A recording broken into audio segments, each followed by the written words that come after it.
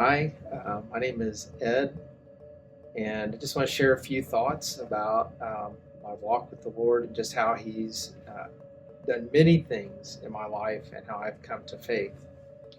One thing I would just like to point out, I've got several points here. I want to share about how you should never underestimate your value or the words that you have to say. Also, I want to share about my story about coming to faith. That's a process. It takes time to do that. And then I want to share with you about trusting God, that He's worthy of trust. And then I want to tell you about my love story.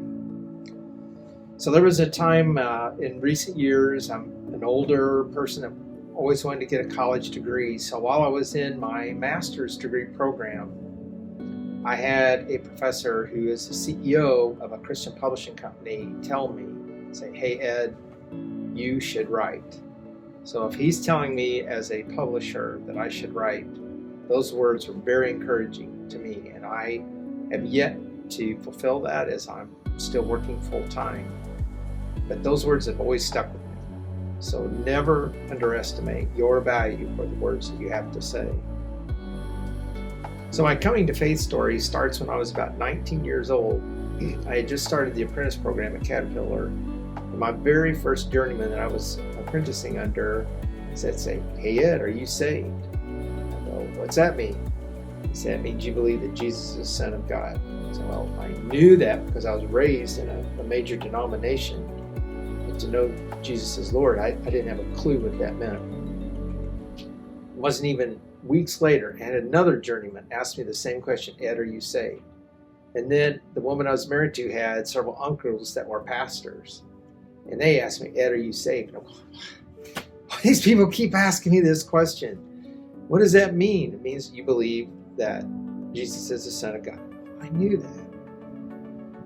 But it wasn't until I went to an Assembly of God church. My brother had been inviting me. And it was in that congregation that I learned that I was a sinful man. And that was the turning point that still keeps me humble to this day, knowing that I am a sinner before a holy God. And it was at that point I accepted Jesus as Lord. And it took me 6 years to get to that point. So sometimes faith takes a while to get there, but it's a process that continues us in our growth. I'm still growing all the time. Getting closer to the Lord all the time. And what about trusting God? We have a really good friend right now, and she has been one of the most outspoken people I've ever known to talk about Jesus. Her and her husband had started a ministry in a high school, ministering to those high school students. They had them over at their house, they fed them dinner. But about 4 years ago, she developed brain cancer. Now we know that God is a healing God. And I've witnessed it in different people that have truly been healed. And I know it's a miracle. But sometimes God doesn't do that. That's sometimes a hard thing to swallow because, we read in Scripture about God fulfilling His promises and we trust Him. But this woman is probably going to be going to heaven very soon.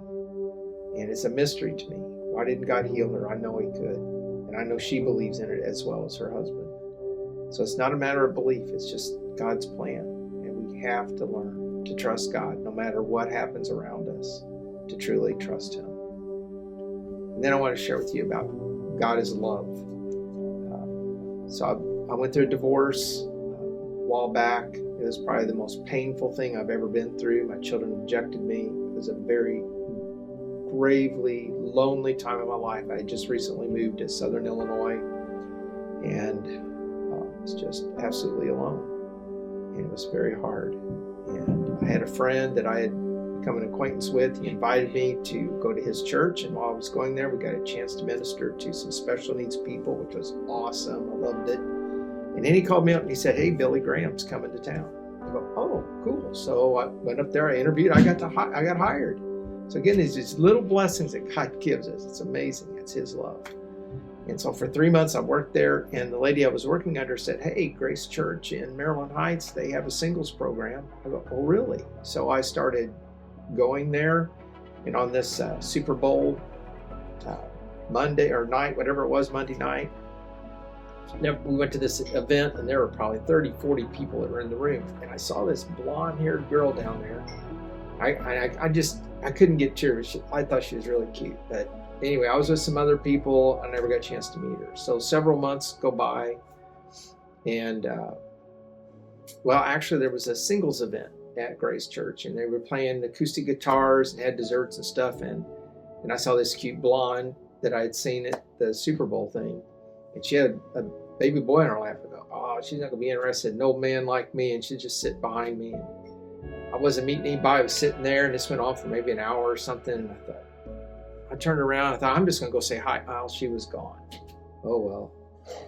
So then we go into April of the next year. And some of the singles were having this event at a house in Hazelwood. And so I go to the event, and here's this girl, but she's with a guy. And I find out her name's Mary, and she's dating this other guy. Well, I'm not going to break it up. And we end up having a really good conversation. Then about a month later, the person that had that party called me up and said, hey, Mary's having a party at her house, and I thought you might want to come.